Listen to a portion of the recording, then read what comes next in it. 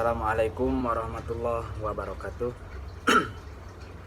Hamdan wa syukronillah amma ba'du. Puji syukur kita panjatkan kepada Allah Subhanahu wa taala yang telah memberikan kita nikmat, terutama nikmat iman dan Islam, yang mudah-mudahan kita mendapatkan kesehatan dan hidayah taufik dari Allah Subhanahu wa taala. Amin ya Allah ya rabbal alamin. Sholawat beserta salam semoga tercurah limpahkan atas junjungan alam yakni habibana wa nabiyana Muhammad sallallahu alaihi wasallam. Tak lupa kepada keluarganya, kepada sahabatnya, tabiin tabiatnya, dan semoga kita selaku umatnya mendapatkan syafaatul uzma kelak di yaumul jaza wal hisab. Amin ya Allah ya rabbal alamin. Baik, selamat pagi semuanya. Apa kabar? Mudah-mudahan kita selalu ada dalam kesehatan ya. Sebelum kita belajar, mari kita membacakan basmalah bersama-sama. Bismillahirrahmanirrahim. Dilanjut dengan doa belajar. Rabbi zidni ilma warzuqni fahma birahmatika ya arhamar rahimin. Amin ya Allah ya rabbal alamin. Oke, kita lanjut untuk materi kelas 6. Hari ini bab 2, yaitu kemarin bab 1 adalah Sunan Maulana Malik Ibrahim, yang kedua sekarang Sunan Ampel. Dilihat bab 2 Sunan Ampel. Dilanjut, kita pahami dulu yang bagian A-nya. Sunan Ampel ini biografinya kita lihat dulu. Sunan Ampel yaitu dikenal sebagai anggota Wali Songo yang sangat tertua. Dia memiliki peranan besar dalam mengembangkan dakwah Islam. Terus lagi beliau juga orang yang membawakan pengembangan dakwah di daerah tanah Jawa, terutama Nusantara ini. Terutama mereka merupakan para wali.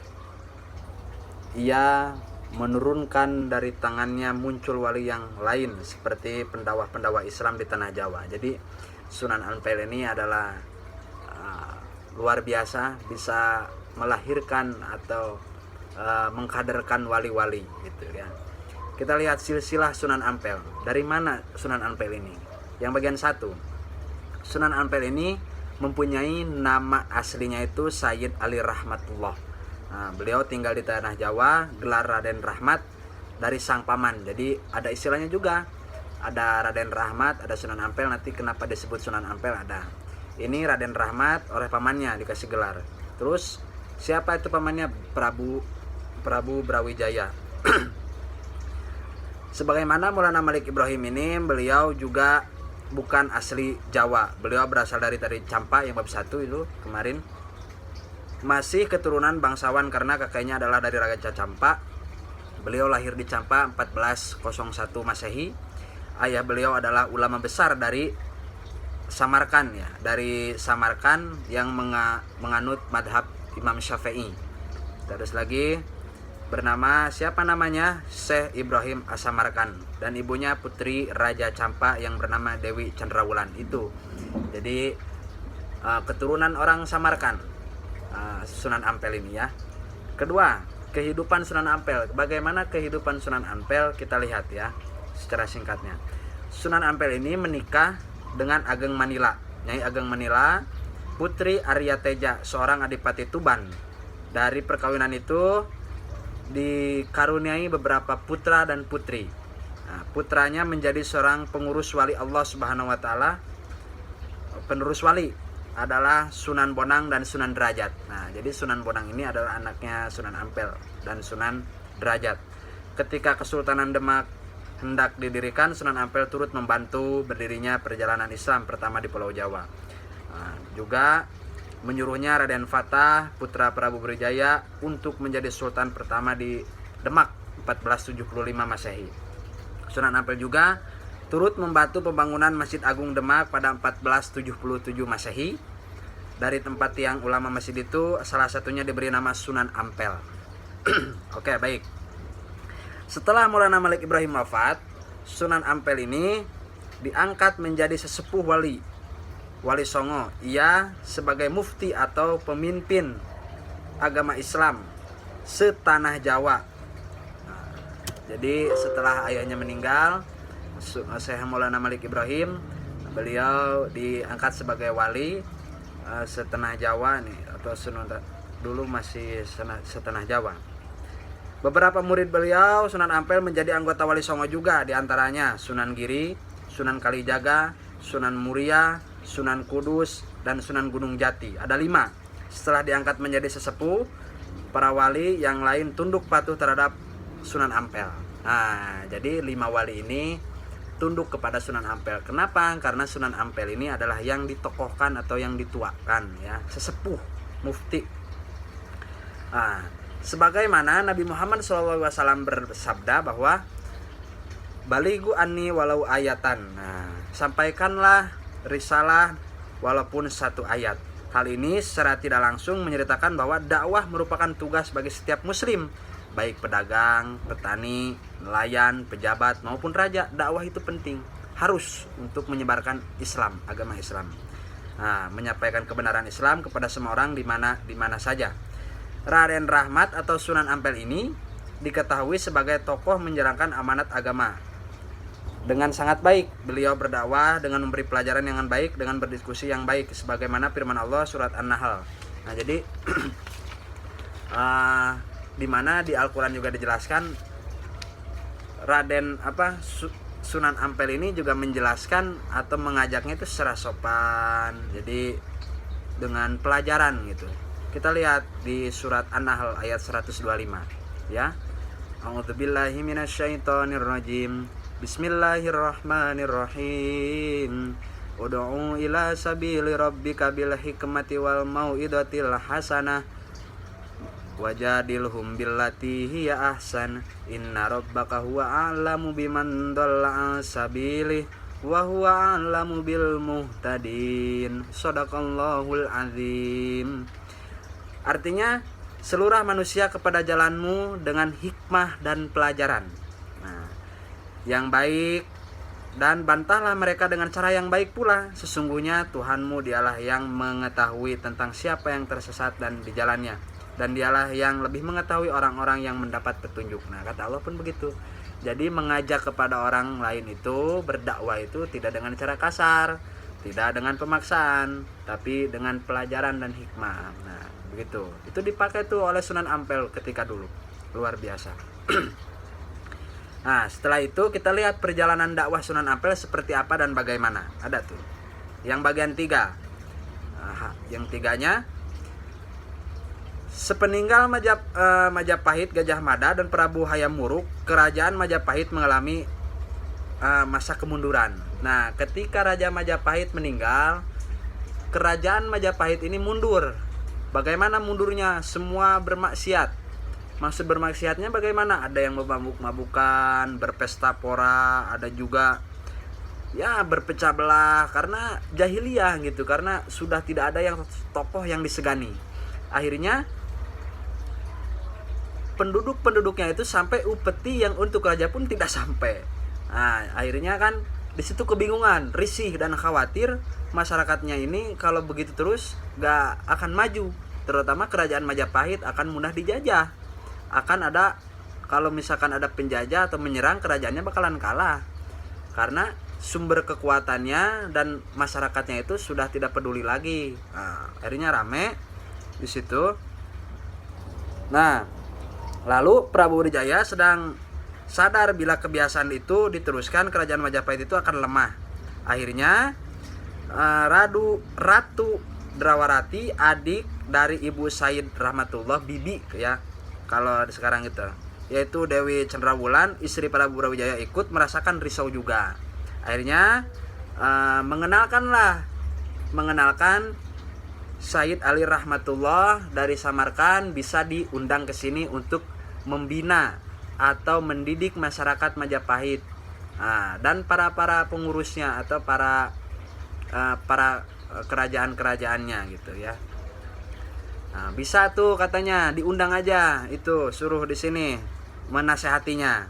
Nah, akhirnya kepikiran pun Raja Prabu Brawijaya pun, ya bener juga, daripada masyarakatnya tambah ya bermabuk-mabukan, berjudi segala macam, pokoknya tidak terkontrol.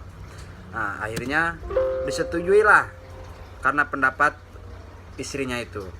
Pada 1433 negeri Campak, Sunan Ampel datang ke Pulau Jawa. Nah, di situ bersama ayahnya dan adiknya. Sayyid Ali Murtada sampai di Pulau Jawa, tempat daerahnya Tuban. Akhirnya Syekh Ibrahim As-Samarkand jatuh sakit, meninggal dunia.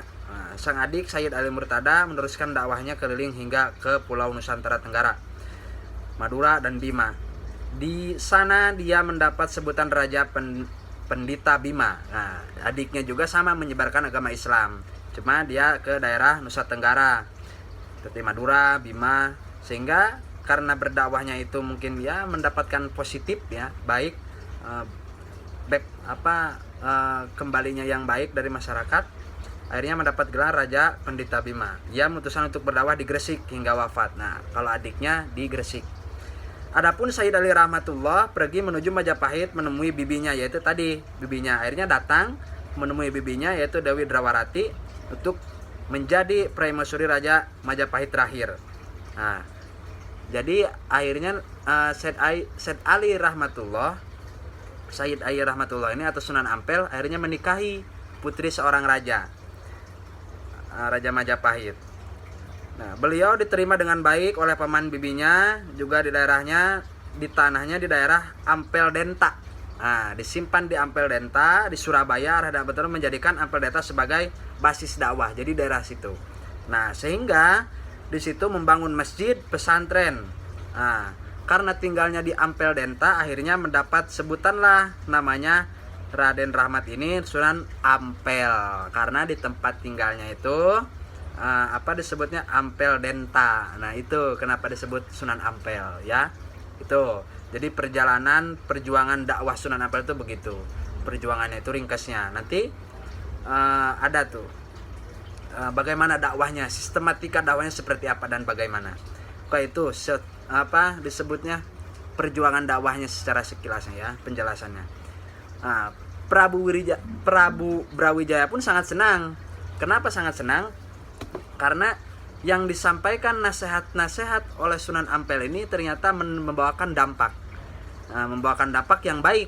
Masyarakatnya banyak yang berubah, banyak yang ada peningkatan gitulah. Nah, akhirnya Prabu Brawijaya pun diajak oleh Sunan Ampel untuk masuk Islam. Nah, karena mengajaknya dengan baik, mau idatul hasanah dengan pelajaran dan hikmah, jadi Prabu Brawijaya pun menolaknya secara baik-baik. Dia tidak mau masuk Islam. Kenapa? Dia ini mau menjadi Raja Hindu terakhir di Majapahit. Nah, jadi penolakannya secara halus juga. Kagum juga malah sama Sunan Ampel karena mengajaknya dengan baik. Akhirnya Prabu Brawijaya pun menolaknya secara baik juga. Udah, gak apa-apa, sebarkan agamamu atau secara mendidik karena ini membawakan dampak, silahkan ya, katanya disebarkan, cuma jangan dipaksa dan jangan kasar. Nah, jadi di ashram itu la ikraha fidin, tidak paksaan terhadap agama. Nah, terus Sunan Ampel ini wafat pada 1481 Masehi di Demak, dimakamkan di sebelah barat Masjid Ampel, Surabaya. Nah, itu silsilahnya dari dakwah sampai meninggalnya. Lalu bagaimana sistematika statistik atau strategi dakwah yang dilakukan Sunan Ampel tuh. Peran Sunan Ampel, lihat yang B-nya. Peran Sunan Ampel dalam mengembangkan Islam di Indonesia. Bagaimana? Kita lihat yang pertama, membentuk jaringan kekerabatan dalam menyebarkan Islam. Luar biasa. Jadi Sunan Ampel ini berperan penting di Indonesia ini menyebarkan agama Islam, dan ini juga tidak hanya dengan orang-orang di situ saja, melainkan memperkenalkan menyebarluaskan agama Islam ini mendapatkan dukungan dari para penguasa karena jaringan atau channelnya itu luas.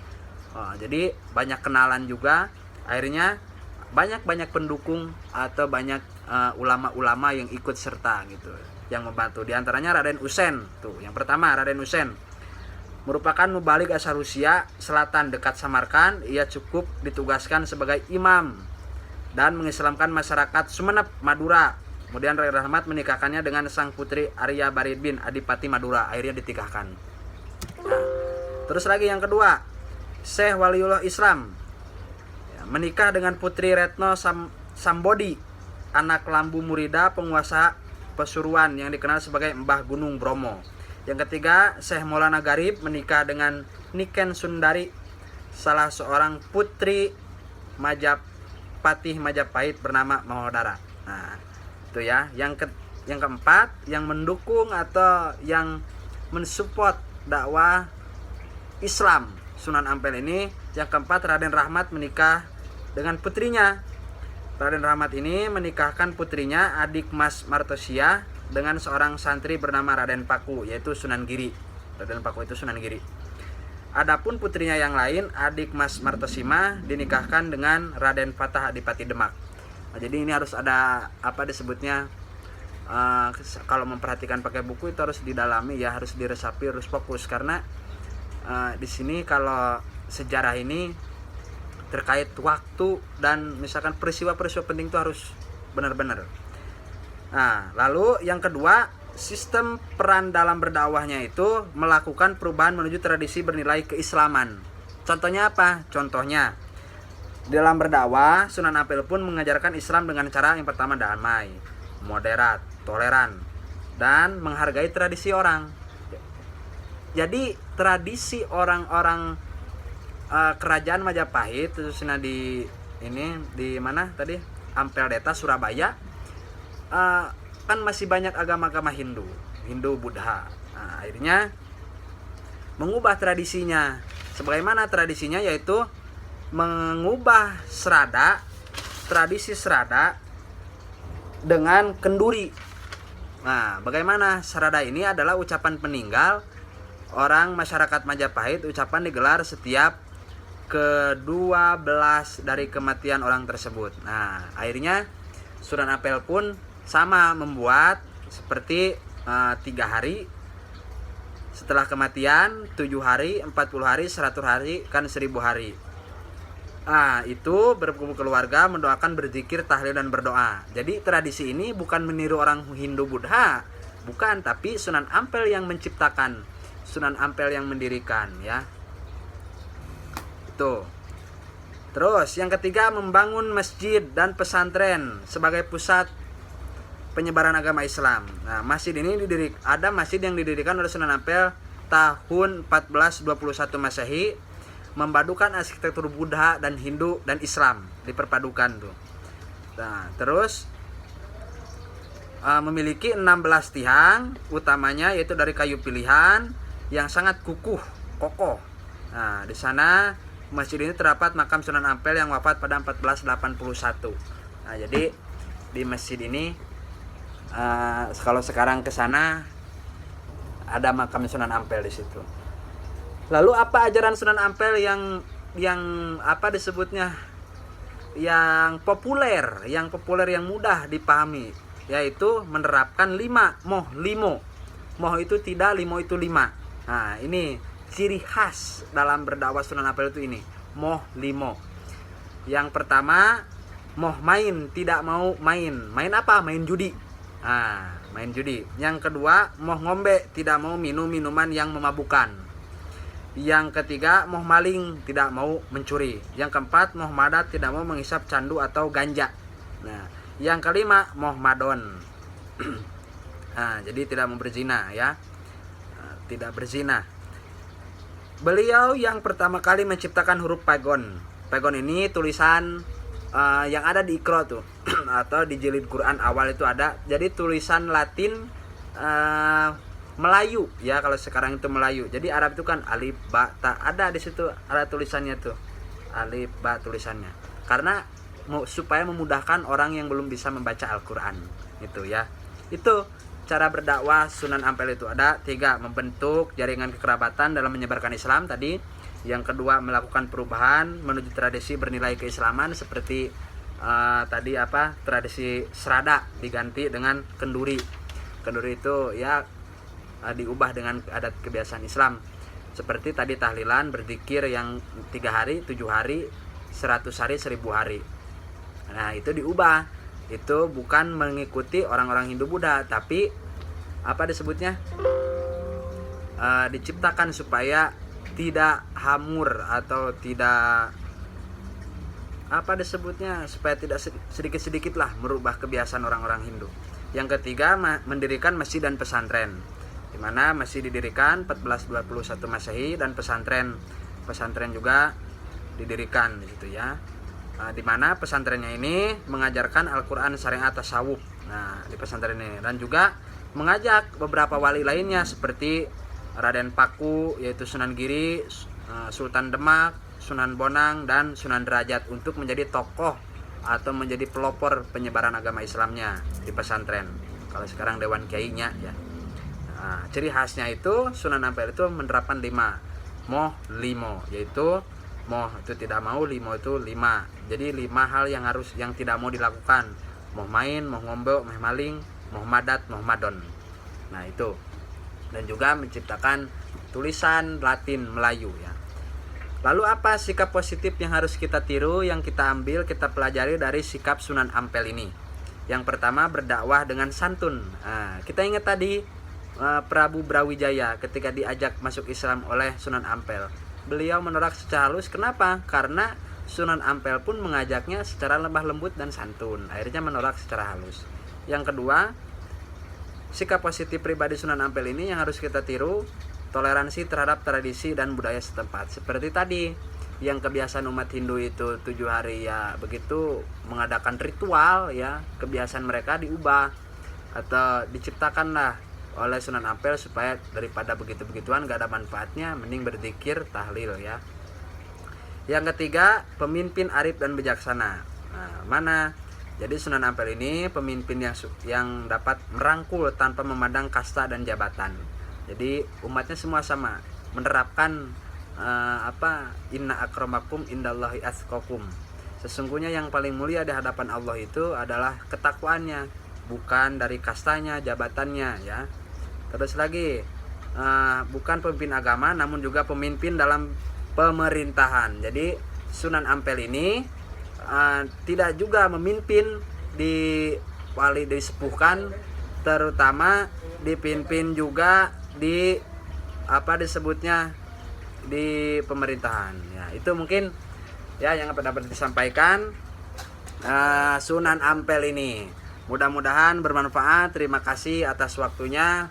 Mari sama-sama membacakan hamdalah. Alhamdulillahirabbil alamin. Dilanjut dengan membacakan doa kifaratul majlis. Subhanakallahumma wa bihamdika asyhadu alla ilaha illa anta astaghfiruka wa atubu ilaik. Terima kasih. Mohon maaf apabila ada kesalahan dalam tutur kata atau perilaku. Akhirul kalam. Assalamualaikum warahmatullahi wabarakatuh.